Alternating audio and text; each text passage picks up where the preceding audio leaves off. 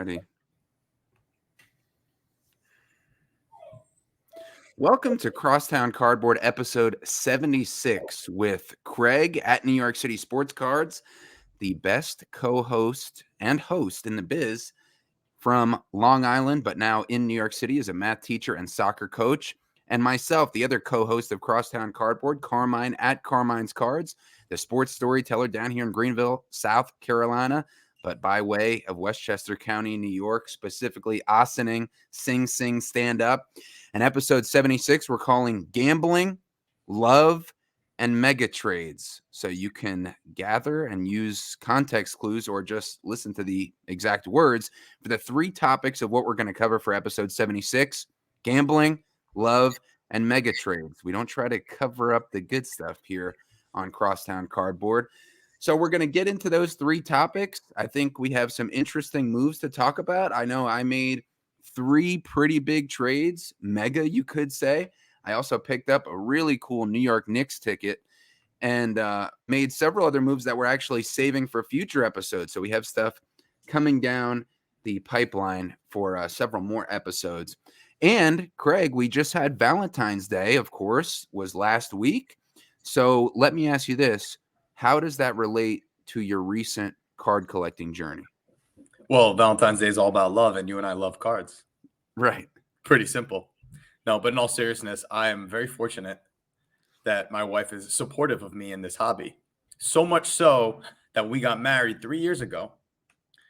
She made this custom cake for me. I don't know if you ever saw this. She actually went into my PC and picked out three of my favorite cards and created a custom groomsman cake. You see it's a layered cake. So you got the New York Knicks basketball on the bottom, a soccer ball in the middle, and then she went into my collection. Yeah. The Steph Curry card, a Kobe autograph, and the MJ rookie. And these are actual edible cards. What? On the cake. So, I mean, you want to talk about a loving and supportive hobby wife. I'm very fortunate. Well, let me see that again, Craig. That is incredible. I had no idea that she did that. Rachel, round of applause for Rachel. There you go. Love you, Rach. Wow. I thought those were the real cards. I thought no, they're edible. Who would have thought you could eat a Michael Jordan 86 Fleer? Oh my gosh. How was that to eat those to eat your cards? It's amazing, but just like the gesture was so unbelievable. But in all seriousness, I love my wife and I'm grateful she is supportive of me being a hobby participant. Like, how do you feel if your loved one is looking at cards all day? But she understands it's my hobby, my passion, and of course a little side business. So fortunately, Rachel's very supportive of what I do. But that leads us to this most recent Valentine's Day, where I was surprised with a really nice gift. Yeah. And I'm lucky enough that my wife, Rachel, wants to share the story of how she came across that gift for me. Oh, our special guest for the love edition of Crosstown Cardboard. Doesn't want to be on camera, but is here joining the show. Okay. So, Rachel, what exactly did you get Craig, and what was the motivation for this? So I got Craig what is this even called? I don't even know what it's called. You don't know what it's called, but you know he likes it. 1972-73, the Knicks championship year. They're like official team schedule, media guide, yearbook, and it's in unbelievable shape. Wow, that looks brand new. Yeah, it's pretty crazy. And again, this is the championship year, so it's in mint condition. But I'll let Rachel tell the story.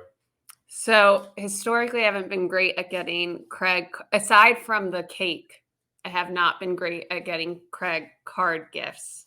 He can maybe tell you about that more down the line in future episodes. But yeah, he's gonna slander you after this love episode is over with. Let's just say I once bought him a pack of baseball cards. Didn't know there was a difference between sports cards and what sport you liked. Okay. But so it was Valentine's Day. We don't really do much for Valentine's Day, so I didn't have anything to give him. Too late to text Carmine and see what he would want. So I was like, maybe I'll just hit up the LCS. Yes, the LCS. Let's go. So I walk in. Luckily it's really close to us. I walk in and I go to the counter. I've seen these guys before because I've gone in with Craig, but they don't know who I am. I go up to the counter and I'm like, okay, so my husband comes here a lot. And they're like, ma'am, a lot of guys come here a lot. So I was like, oh, okay. New York City sports cards. Does that like ring a bell? They kind of looked a little puzzled. And then the guy goes, oh, the teacher. And then they realized who I was talking about. And they immediately, it was a great experience because they immediately, both the owners tried to help me find something for him. They were like, what are you looking for? I was like, I don't know. He likes Knicks. What do you think?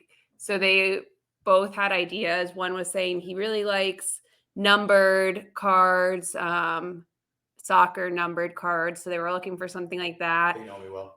Another guy was saying he really likes autographs, like old autographs. So like he pointed out like an old Lakers autograph, could not tell you what player it was. I don't know.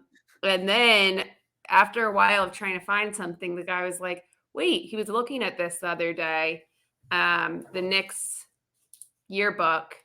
So we thought that was a good idea. He didn't pick it up the day before or the few days before that, just because, I don't know. I don't know why. I'd seen it a few days before, and I'm just like, oh, this is cool. And I just didn't think to buy it. It's way cooler as a gift.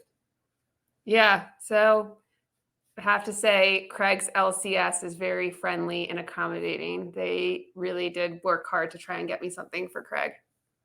Is this Alex's MVP? Yes, it is. Okay. Shout out to Alex on 83rd in York. Okay.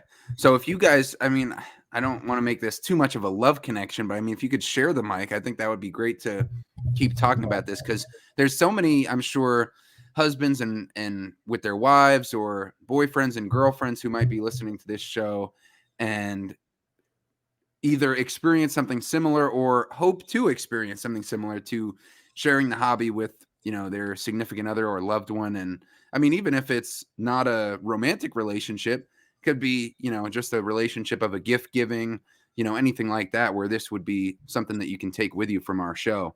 So Rachel, did you think that Craig was really going to like it? I mean, when you got it, were you like, this is a great Valentine's gift, or where were you at as far as how you thought this might land? Well, I saw it and I was like, well, I was surprised he hadn't picked it up before. And so I didn't really know why he didn't grab it, but the guy had told me that Craig mentioned something about waiting till he had a man cave for his collection. So I thought maybe Craig just didn't get it just because we don't have as much storage space and stuff. Valid. But I did think that he would like it. It goes along very well with his Knicks collection that he thinks is going to be in Madison Square Garden one day. Spoilers. No spoilers. Oh, sorry. So Craig, if you're watching on the YouTube, Craig is flipping through some of the pages and some of the great artwork that is, wow, the captain, Willis Reed, of course, Walt Frazier, Dollar Bill Bradley, all the great Knicks that Craig has the tall boy rookie cards of on display as well. And so, Rachel, what was Craig's reaction when you gave him that gift? He wanted to know how I knew he wanted it. Perfect. Oh, great. Perfect for exactly what I collect. So successful Valentine's Day, right, Rach? Yeah, I would say so. Definitely a show of love. And look, we love this hobby, but we got to have people who can appreciate and tolerate the love that we have for it. And thanks, Rach. And what I've learned through the years of Craig sharing this hobby with me, which I learned about like a year into dating, when he pulled out his collection, I was like, what is this? You didn't know he collected cards until a year into dating? It wasn't a year. Less than that. I don't know. Now it's a blur, but I had no idea what sports cards were before that. So, but what I've learned is that everyone has what they like, it's not just general. So whenever I was buying gifts before, I would think like, oh, a pack of cards, this is great. But now I've learned that it's very specific what you're collecting, what you like. Yeah. I think she's basically trying to say everyone collects what they like. Yeah. Collect what you like. So, Rach, I know you got to get going, but last one before you go, because, this is the first time in 76 episodes that we've had you on, which, is really a nice treat. What advice would you give somebody who's trying to support somebody, for this example, in the hobby, but really, I guess it applies to anything else that they're interested in, that maybe their partner isn't crazy about, but wants to show that love, like for Valentine's Day, or show that support? What advice would you give them to, try to have that and create that good relationship? I think just making the gift intentional, like not grabbing something generic. And then maybe if there is a local card store that knows the person well, or someone you can reach out to that knows the person's collecting habits, like what they like, I think that makes it more special than something generic. Also, dinners after card shows. Nice tradition. If I spend the whole day at a show, sushi dinner, right? Yeah. That's the move. So a little give and take. You got to be the assister. Sometimes you're the scorer. Sometimes you're the assister. Thank you, Rach. Love you. Okay. Great. That's love great, love is in the cards. Yes, which was going to be our title, but we didn't quite have enough love to get there, because we wanted to also talk about the gambling aspect of this, Craig. And I know you've been this is, we have several topics that are evergreen and can be discussed really at any time. But I think with the Super Bowl recently happening, this kind of brought this back up for you as far as the gambling aspect of the hobby. So why did you feel this was an important one that you wanted to talk about, and just some of the discussions from your kids on it? Yeah, we don't have to harp too much into this. I think these are conversations and discussions that are already happening, and I already see on Instagram and social media that a lot of the hobby has kind of turned into a casino. I don't think there's any denying that. Repacks, right? When you buy a repack product, you're just hoping to hit big, right? So you find a card that's worth more than you paid, right? When you go on Fanatics Live, Fanatics has these bounties where if you pull a certain card, they'll give you a reward for it. These are all just typical gambling, right? Right. And we know this already, but what sparked this was the Monday a week ago, the day after the Super Bowl. I kid you not, I had 15 minimum students throughout the day randomly say to me, not did you bet on the Super Bowl, but who did you bet on? Did you win big? Did any of your parlays hit? Assuming that I bet, and I don't bet on sports. I haven't had a betting account since 2015. And that is actually an unbelievable story in itself as to how I cashed out, if you want to hear that. Yeah. It's not really a card story, but I'll try to tell a condensed version of it. But relating this all back to cards, I'm not really here to draw a conclusion. I'm just here to kind of make some observations and say, hey, there seems to be two sides of this hobby now. People who literally just look at the money, who like gambling, who bet on sports, and no judgment to those who do. It's just not my thing. Who are buying high-end products to hit big to resell it, who are buying repacks to try to get a positive return on their investment. And then I think you got people like us who I really wouldn't call it gambling. I would call it investing, because you're buying something with the hope that you hold it. You hold it, and over time it retains value. But we're also collectors at heart. Right. Now, I think if you see a lot of products that are made nowadays, not just Fanatics, but Panini as well, personally, it just seems like there's not a lot of cards being produced that are real collectors cards. It seems like the cards nowadays are almost made for the sole purpose of flipping. Like when I'm going to random Kenny Pickett, right? Someone pulls a Kenny Pickett Prism Gold. That's like them hitting big on a slot machine. That is not, oh, I got this Kenny Pickett Gold card now. I love Kenny Pickett. I'm going to hold on to this forever. No, it's literally just dollar signs.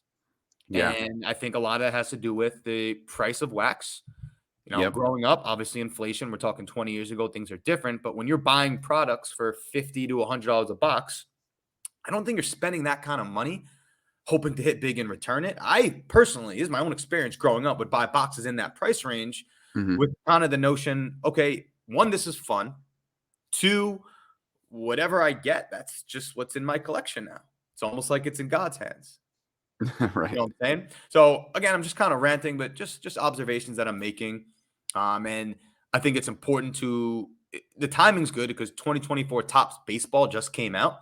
And I think that's a good example of a product that isn't intended for gambling purposes. That's just for fun. Because you could rip a hobby box for $100. And even though the odds are astronomical, you could, in theory, pull some huge, huge stuff. Like I think like Babe Ruth cut autographs are in Topps Baseball. Wow. So if you're buying a $100 hobby box and it's regular old Topps Baseball, it's fun because there is the chance of something big. But at the end of the day, it's just fun. And if you're opening that, you're a fan of baseball. Kind of a rant, like I said, but just noticing how between my students and just the uptick of gambling over the last year, especially since it's become so accessible, I think you're starting to see that a little more in the hobby. And I almost don't even blame the hobby or fanatics for it. I think it's just a generational thing where this new generation just loves gambling.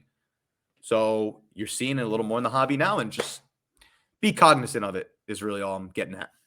Yeah. And I think that's not a rant at all. I think that's a very important topic to bring up because we have both been getting busy and going full steam ahead to include two of our recent episode titles in one. And also, we're still making a lot of moves. So that leads us to not make as many deep dives thought-wise recently because we've been recapping Culture Collision. We've been full steam ahead, making moves and stuff like that, reinvigorated even more after, being in Atlanta at the card show together, that we haven't pontificated to the level that we may without those things happening.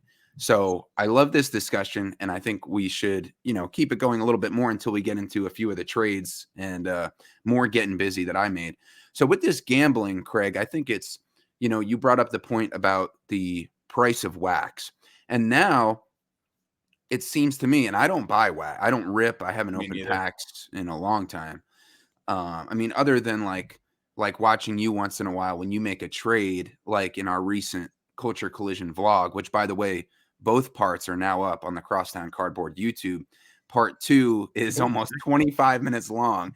So if you guys want like a sitcom length episode of cards and stories and connections and just some cool, I can't wait till you see it. So it's uploading as we record this, but by the time we post the podcast, it'll be up for everybody to see. And again, it's more focused on us being, flipping to fund the hobby and maybe some personal gain as well, or paying extra bills, but more so, like you said, collectors first and talking to other collectors and interviews and trade nights. So definitely check that out. If you want to see us in action at Culture Collision. But the reason I'm bringing that up is because you ripped some soccer in the hotel room for fun, because that was a cheapy box. $50, $60 box. Yeah. And plus you traded into it. So that was even a better move for you financially to be like, oh, this is like found money. My dad used to use the term found money, money that you don't expect to have. Sure. And I love that phrase. So when you have that, that's one thing. You're like, okay, $50 box. That's one thing. But once you start to get into these Prism boxes or any other Panini brand, even like Encased or, some of the other Immaculate. I mean, once you're into the high 3 figures or 4 figures, you need one of the best hits to make your money back. I mean, you need like a 1% card. I would easily put it in just a guess, fewer than 5% of those boxes where you get your money back by opening stuff, because you need like one of the top 5 players and one of the top 5, let's say, parallels of that player to make your money back. Or I guess you can grade as well to add value, go through grading and do that. But once you get to that level of how expensive that box is, it almost by nature becomes a gamble, because in order to make your money back, you have to hit one of those big cards. Sure. And look, let's not forget that my love for the hobby was built on buying packs and boxes. Yeah, I think most people would agree. It's just a different landscape nowadays. So when I start Card Club, like I do every year, the emphasis doesn't start on buying boxes. It doesn't start on values. It starts on, here are the cards. Why do you like these cards? Why do you like these sets, these players? And that is how my students have learned to appreciate the hobby. So I think in 2 weeks, when we go on the field trip to Fanatics, that is going to be very telling. Listen, I've done my part in educating my students. I'm going to be watching, observing, and taking mental notes and seeing my students enjoy themselves. I'm sure the trip is going to be amazing no matter what, but I'm definitely going to be cognizant of what are Fanatics trying to sell to my students? What are they pitching to them? Is it just a good experience? Obviously, they're a business. They want to show off their products. I'm curious to see how much is it, here's Fanatics Live, open product on Fanatics Live, or is it, hey, look at these cool new cards and these concept product ideas that we're coming up with. So We will see. I think that will be a nice foreshadowing of the future, whatever takeaways I have from that field trip.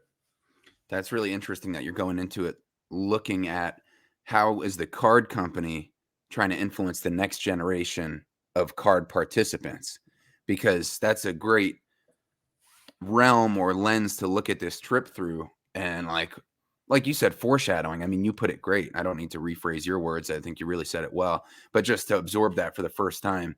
And we talked about last episode the pillars of the program when we were talking about the New York Knicks players, and you were saying, well, I didn't invest in Emmanuel Quickly or RJ Barrett because I didn't really view them as the pillars of the program.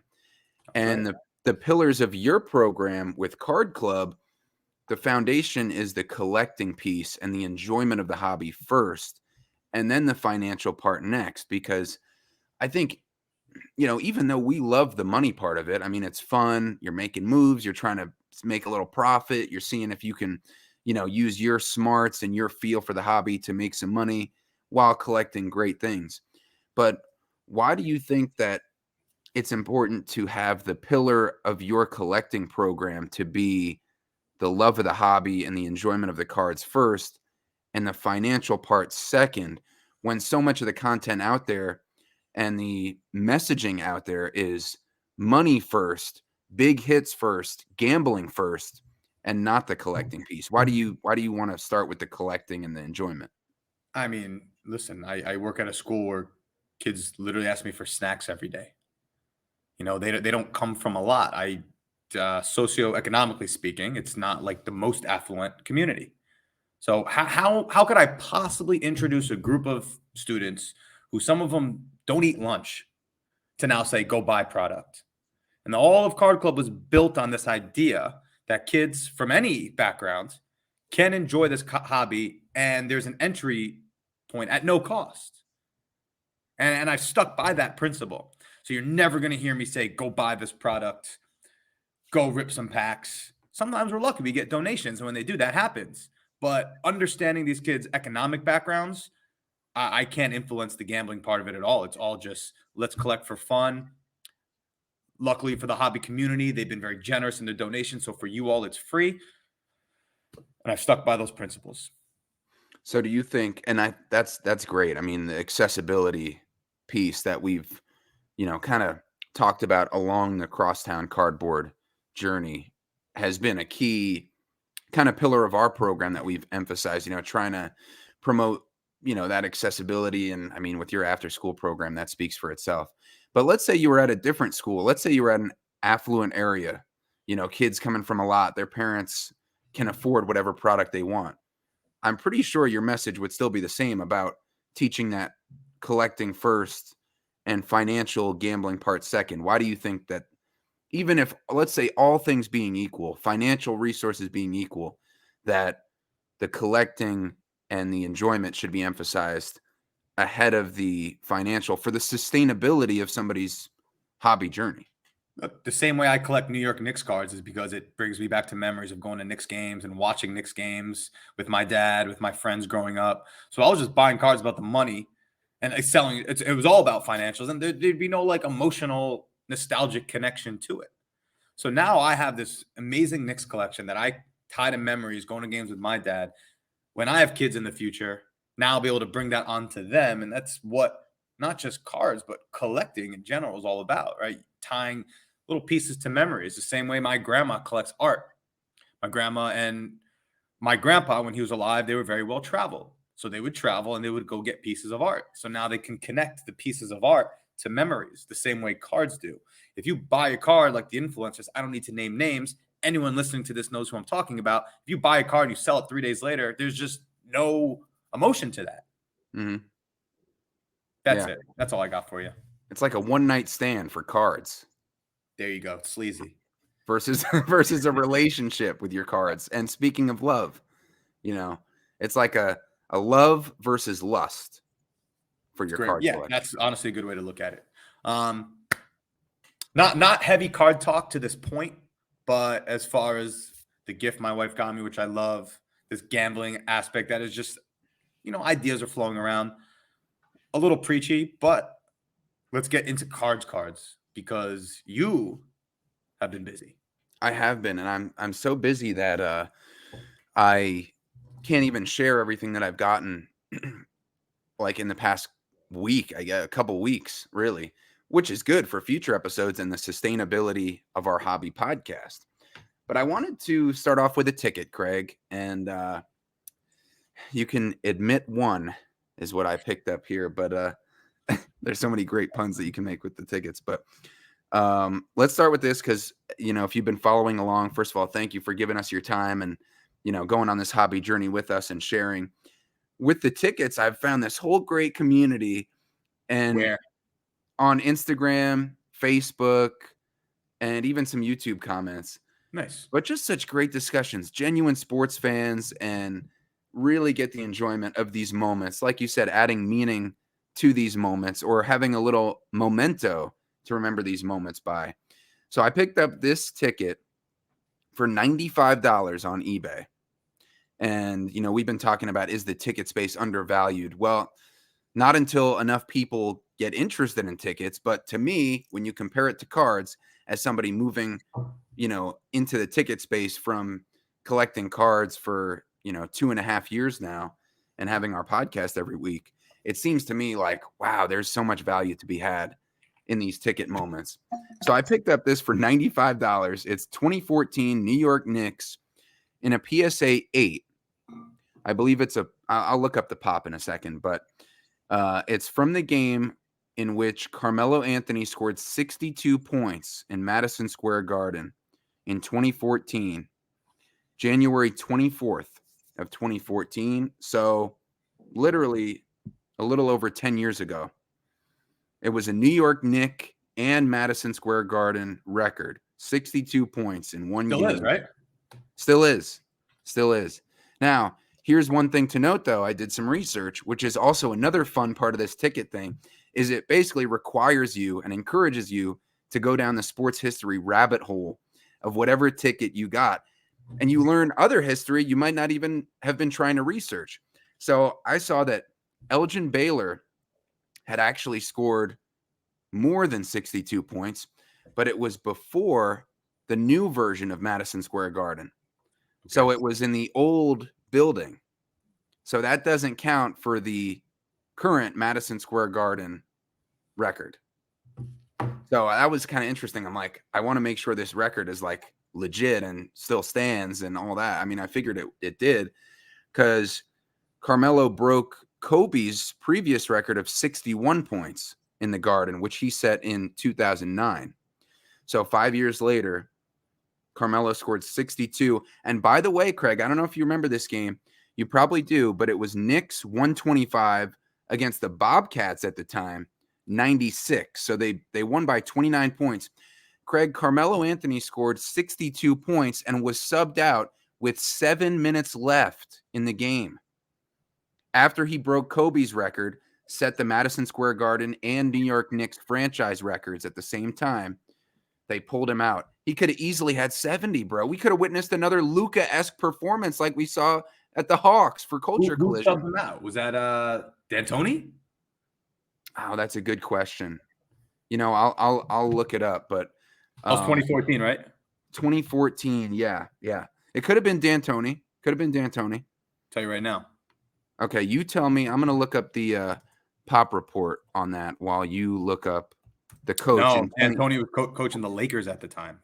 Okay. Let me ask you. So I know your son is very strict financially as far as you keep card money within card money. So when you buy a Knicks item like that, is that something that's there to stay, or are you going to bring that out to shows with you? I think for now it's here to stay.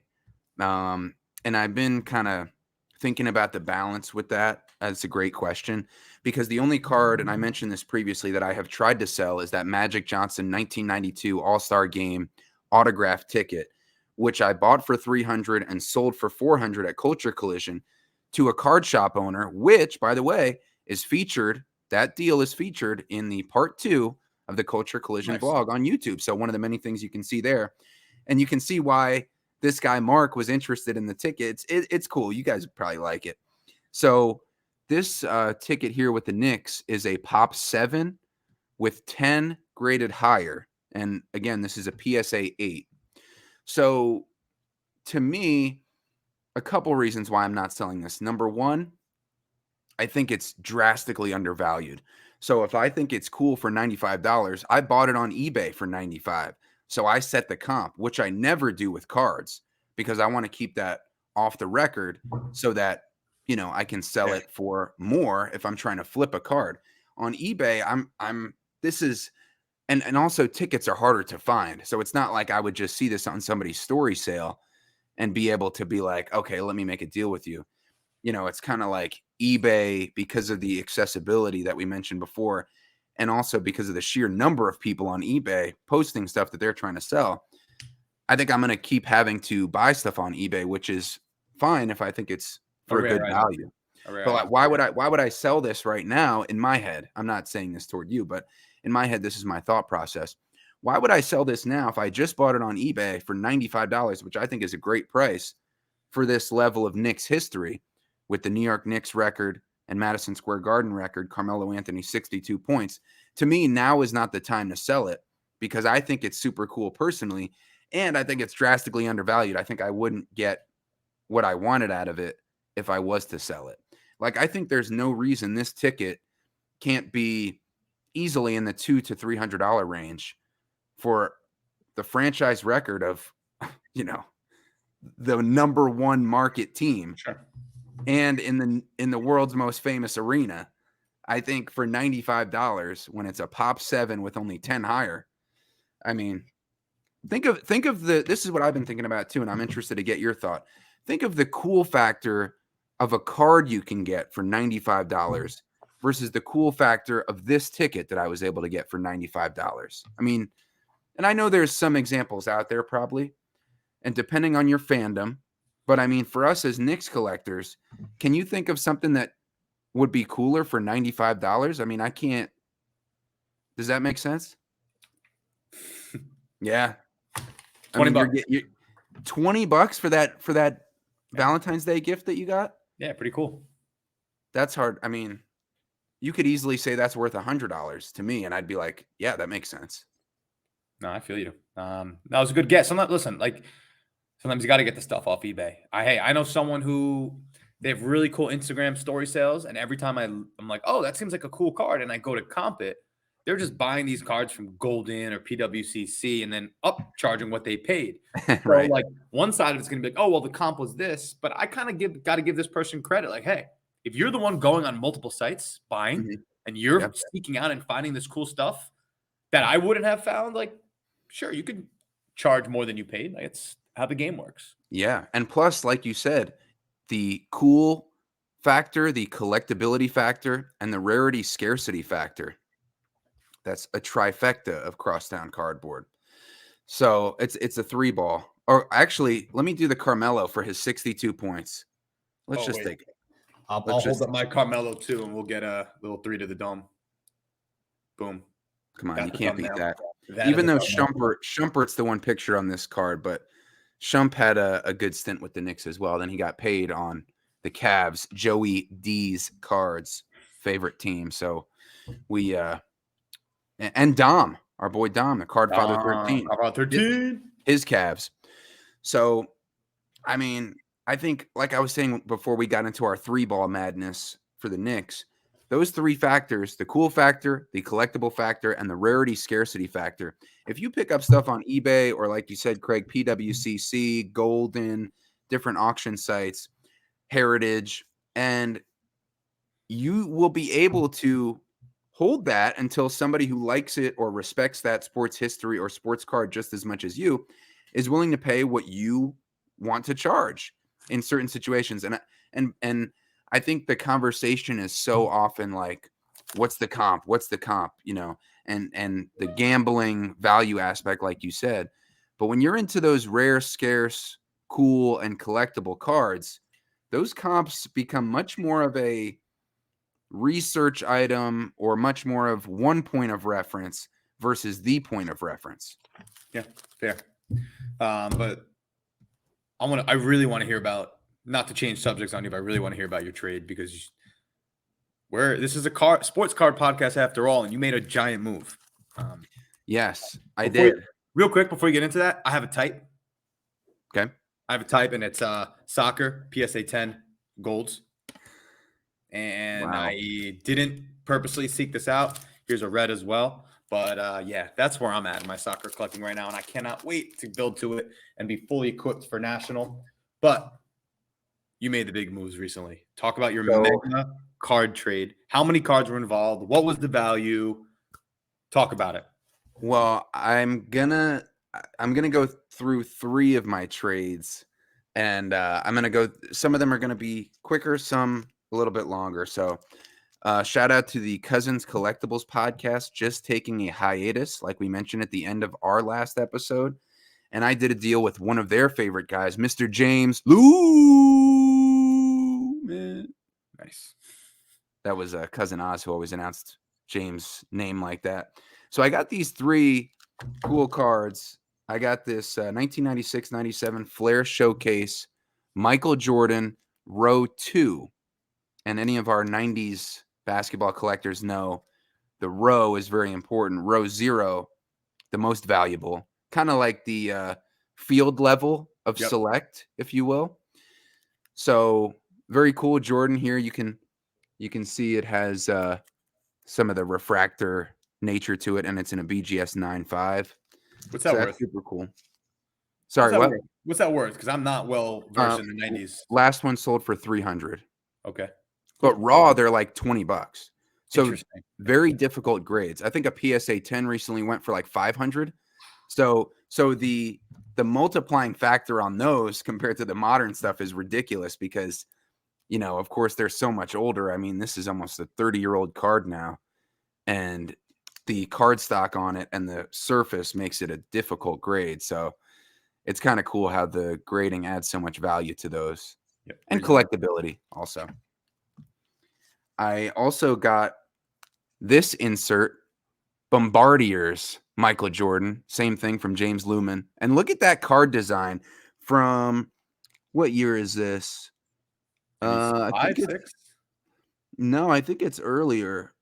I want to say it's like 98 or something like that. But ahead of its time, huh? Yeah. I mean, if you're watching on YouTube or you just know on podcast, just comment below because I could probably figure it out. But right now, I think it's late 90s.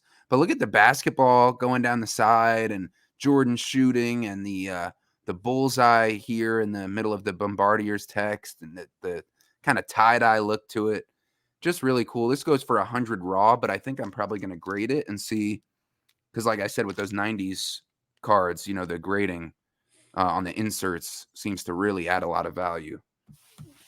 So I got that. And then I got this Color Blast Michael Jordan, but it's from Legacy. So it's an off-brand Legacy Collectibles. It's only like a $40 card. Sure. And it was interesting because Rob, the sports card therapist, before he left the hobby, gave this to James.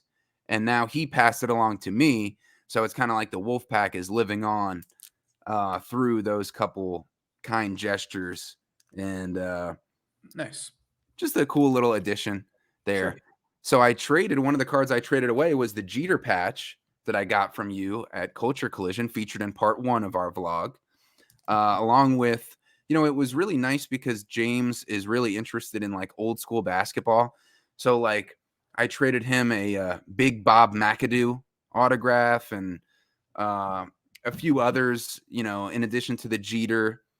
I'm trying to think. Le'Veon Bell. Oh, I traded him the Le'Veon Bell, 1-of-1 game used flawless patch auto. Remember the one I should have taken the deal on at Culture Collision? That was the one where I don't think we've shared this on the YouTube or on the podcast, but it's interesting to mention it real quick because I think I had it stickered at like 175, and the guy was who came up at the show in Atlanta was like, I could do 100. And I'm like, I think I'd really like to be at like 150. And then he walked away and didn't counter offer me. And you're like, I bet you he would have taken 125 if you had said that before he walked away. And you were into it for like 115. Yeah. So, but I've had it for a while. It probably would have been smart to, you know, it was a risk on a 1-of-1 Le'Veon Bell. You live and you learn. Just, you know, try to take a learning lesson that, you know, you kind of put into my head, like, hey, listen, you know, it probably would have been smart to take that offer, free up that cash. And I'm like, darn it, you're right. I probably should have. So able to trade out of that one. Not that I didn't like the card, but got some Jordan stuff, which is going to be probably easier to move than Le'Veon Bell, and made a nice cardboard connection with our boy James Lumen, and that was his first trade in a while. So Good. Cool to kind of give that hobby spark or work on, reinvigorating somebody making moves while making a move with them. So that was that was one of them. You're burying the lead. Are you doing that on purpose? Yeah, because I think that mega trade, I did 3 trades that I want to talk about. I think that mega trade honestly deserves its own 15, 20 minutes. Okay. Because I think that's going to be one of our future episodes with the value of trading down. Okay. Because that's what I did in that one. But I wanted to still talk about a couple of these other trades if you're okay. I know you really want to hear more about that, but can I go through these other 2? Permission granted. Okay, thanks, bro. So our boy Koopy Cards, I did a trade where I traded him 2 cards and I got 5 and some cash out of it. So I traded him that Jerry Rice Pop 1 flawless numbered 1 out of 10 on card auto with 3 different photos of Jerry Rice. It had him in the 49ers, it had his Hall of Fame bust in the middle, and then it had him on the Raiders. And that was a PSA. That was a PSA 10 with an auto 10. So really nice Jerry Rice flawless auto. And a Terry Bradshaw sign of the times autograph from the early 2000s in a BGS 9.5. Where'd you get the Jerry Rice from? I got the Jerry Rice from Granite Sports Cards. Trent, the one who's now interrupt this story because it's worth it. Because what is Trent now? What's the connection with him? Because I got the Jerry Rice from him and he just hit you up. Yeah, I've never made a trade with him before, but this is my favorite card in my collection. 0607 SP Game Used Walt Frazier, Bernard King dual patch autograph, which you see pictured here. I have 3 out of the 25 copies. Mm-hmm. And he reached out and said he also picked up a 4th copy at Burbank. So I'm going to work a deal with him to try to get the 4th out of 25. How cool is that? That's unbelievable. So if you get that 4th one, you're going to have 16% of those cards out there in the world. Yeah, and we'll see what price he's asking first, but continue with your moves. I want to hear this. Yeah, so I got the Jerry Rice from Trent, Granite Sports Cards, which I then traded to Koopy Cards, along with the Terry Bradshaw sign of the times. And I got a Kevin Garnett Spectra on-card auto, which is about $100 card, who I don't know if you know this, Craig, but I traded it to a guest that has appeared right here on Crosstown Cardboard, Caitlin, Cold Lunch Cards, because she's in the cold weather. So because she's in the Green Bay, Wisconsin area, Kevin Garnett being in his Minnesota Timberwolves jersey of the card I got makes sense for her to get. People are going to be interested in that in her area specifically. Smart. So I traded that to her, and I got a John Elway exquisite. Let me see if I can pull up a picture of this. In return for the trade, I got a John Elway exquisite art card, but it's 4 different cards in one.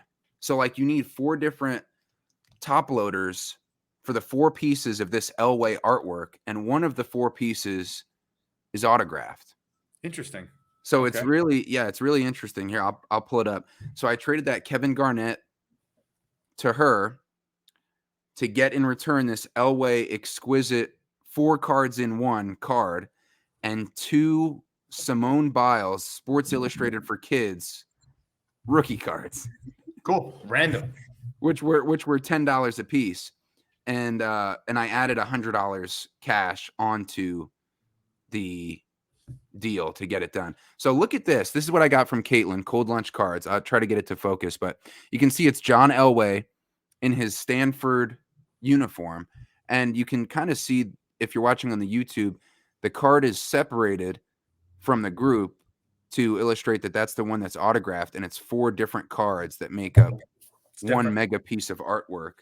And it was done by Randy Martinez, and he signed it on the back. It looks like it's numbered out of 3. Interesting. So we valued it around $200 in the trade. I think the Peyton Manning version went for 400, but that was in 2020. And then there was a Hines Ward that sold for like 200, but that was back in 2016. So these cards are very collectible. They don't come up, because they're kind of an artwork type of thing. So I just thought that was unique, Something make a different. deal. Yeah, something different. If I was to display that at a show, it'd be interesting and a conversation starter. And plus an all-time great quarterback, something unique. So that was one of the cards I got from Koopy Cards that I then moved on to Caitlin to get something else cool. But let me go back to the trade with Koopy Cards here. So I also got these two super cool patches from two legends of our youth Great growing set up too. for Amazing. football. Great and underrated set. Tools of the trade. And I got both of these. Terrell Owens, game used, huge patch, and Ed Reed, game used, huge patch. And the Ed Reed numbered out of 25. Terrell Owens on the Cowboys uniform, which I think makes it even cooler, numbered out of just 5 for those two. Oh, didn't know that. Yeah. So that was cool. Another really cool game used patch. Shout out to Caitlin and her Green Bay Packers, but this one is Brett Favre, Ultimate Collection, 3-color, nice patch, small patch window. If you're watching on the YouTube, you can see it, But chunky. but chunky, still piece of the letter. If it's attached, it's a patch. If it's attached, it's a patch, as we've said before on here. A great podcast host. Why don't you drop that on me? So 2 more cards I got from Koopy. And I love this set. 1999 Ink-redible. The Upper Deck autographs of all the NBA legends. And this one is Jerry West. Beautiful, bold autograph in a PSA 9. This is about a $150 card. But again, I was telling my dad this. The cool to cost ratio is what I've been really trying to own in on. The cool to cost ratio. How cool is this item for how much it's going to cost me? And if the ratio is better than 1-to-1, let's say it's a 2-to-1 cool to cost ratio. Like that's what I would say for this Carmelo Anthony 62-point Nick and Madison Square Garden ticket. The cool to cost ratio is great on this. Or your Felipe Lopez, EX Skybox in the Essential late credentials now. Right. $60. Rookie card out of 80. So that cool to cost ratio to me is always a good barometer that I personally look at, and maybe anybody listening would be able to take away. And that really feeds into this final card that I really wanted to get, even though it was only valued at $80 in the trade with Koopy. This George Gervin, what year is this card? It's 1979, this card.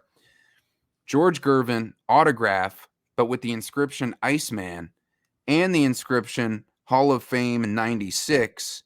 And he put number 44 on there, of course, his number. And coincidentally, Jerry West's number, who I just mentioned in the previous card. But for $80, the cool to cost ratio, and I know it's not a rookie. I know it's an in-person auto. Nice but auto. To have the nickname inscription and the Hall of Fame inscription in a PSA authentic holder, I mean, at least for me and what I want to either collect or collect until I can sell it, like something like this, that's pretty cool to me. I agree. And you were able to trade down, which is cool. And I like that you were able to trade down and then take one of those pieces and trade down further. That's basically compound interest in card form. Yeah, good point. And I was able to get some cash out of it too to free up to invest in other directions. And so final trade.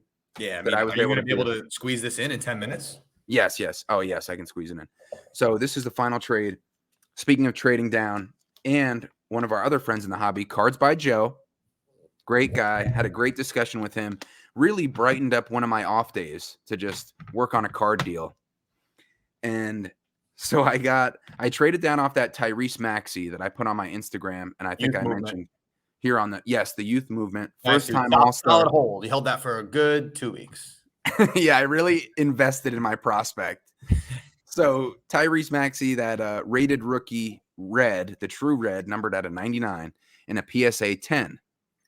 So I had that. I bought that at Culture Collision, And I'm like, I know this is a liquid card, so let's see what can happen. Just take that first step of a risk to maybe have other dominoes falling and see what can happen off of a trade or, a little Macarena and see what we can get going. If you're watching on the YouTube, you can see our dance moves. Maybe you want to cover the camera for this portion. So I traded down off that. I added $20 of cash and I got these 5 items. 2 of them are tickets. One is, I wonder what you think of this, but I think this would be your type of card.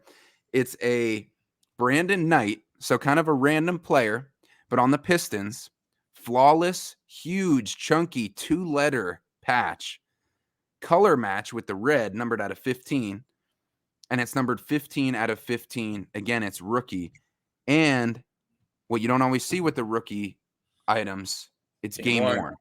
So I have an eBay save search, which is flawless patch. Cross out auto because I don't want autograph stuff coming in, just the patches. And I see a lot of stuff like that.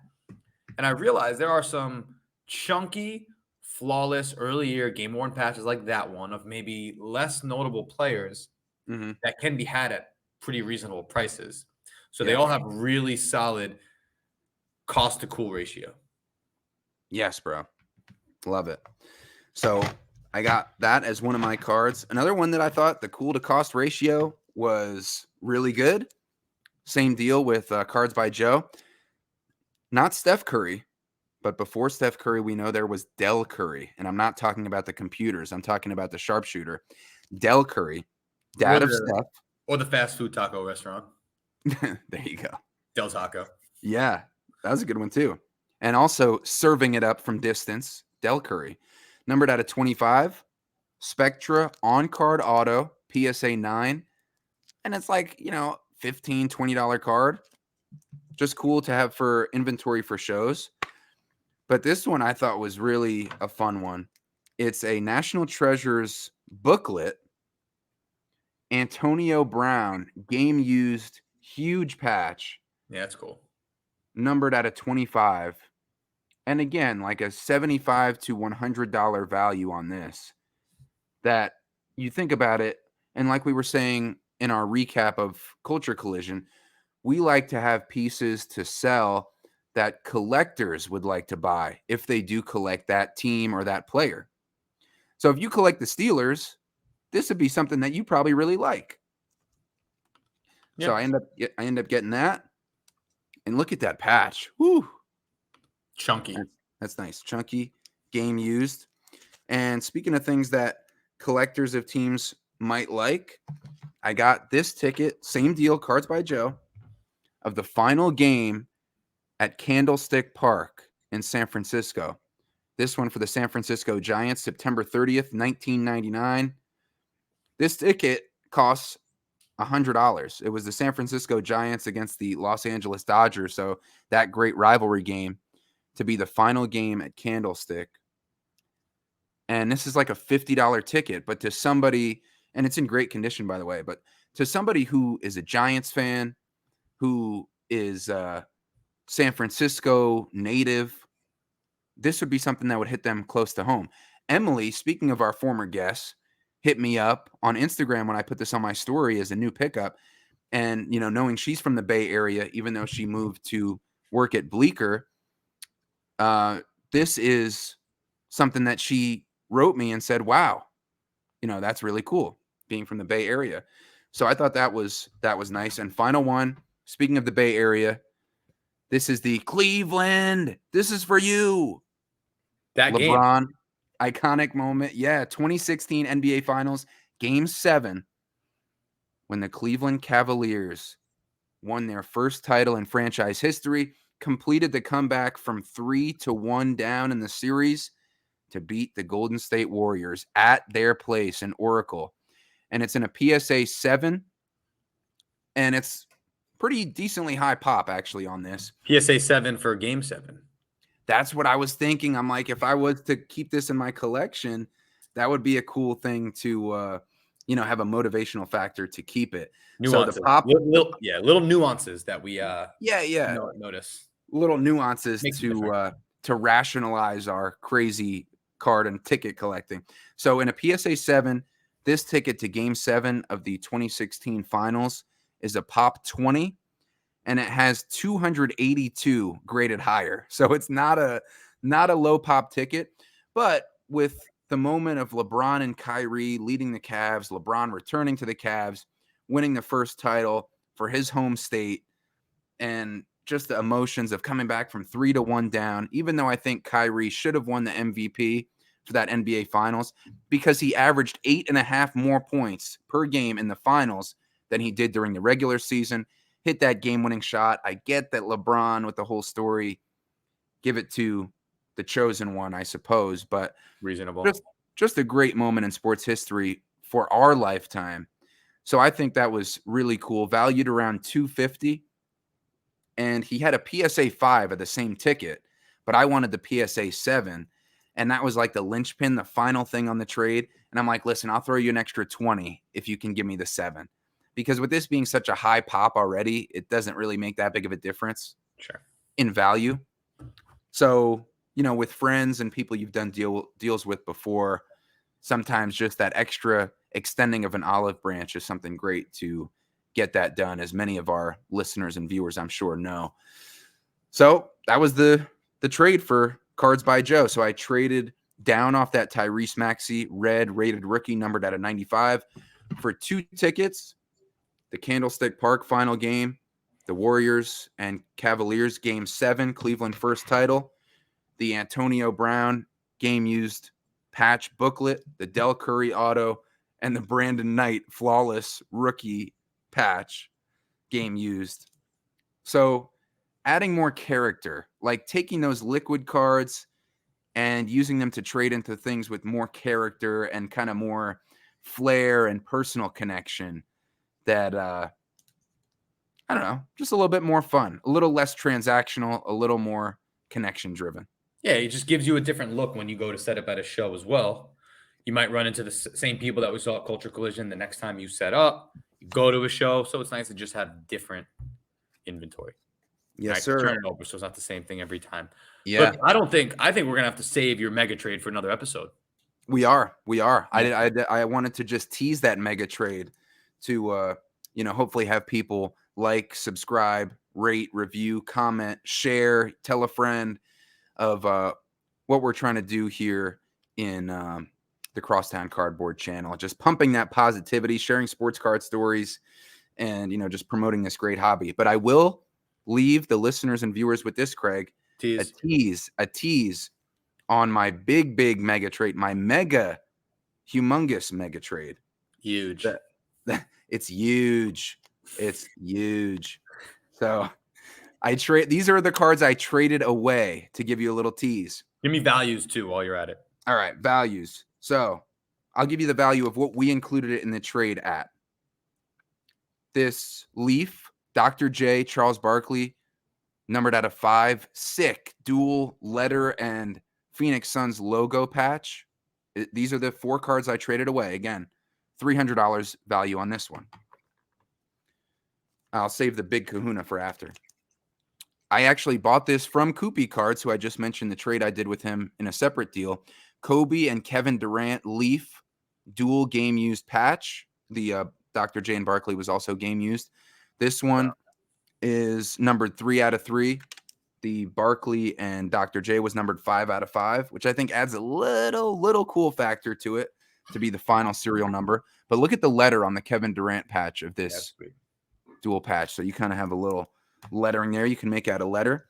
This one we got at Culture Collision in a deal together that we bought from a youngster, this Chipper Jones. I also traded mine. You already traded it? There you go. Chipper Jones rookie auto, just about $115 card. So in the trade, the Kobe and Kevin Durant, we included at $215. The Dr. J Barkley, that was $300.